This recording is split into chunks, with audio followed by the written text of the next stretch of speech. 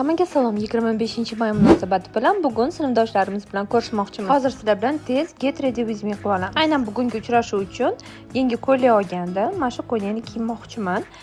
Bunaqa stilda hech ham kiymasdim. Nimagadir yoqib qoldi. Rangi menimcha yarkiligi.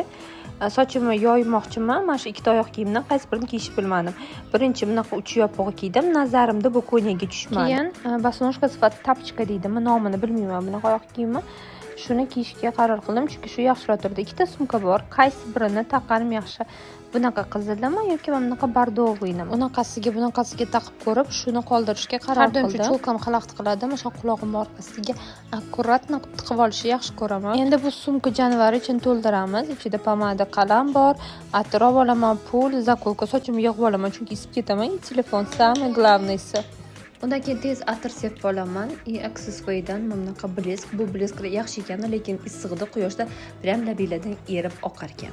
Mana tayyor bo'ldim. Endi sekin sinfdoshlarim oldiga yo'l olaman. Videom yoqqan bo'lsa, like va podpiska bosishni esingizdan chiqarmasizlar.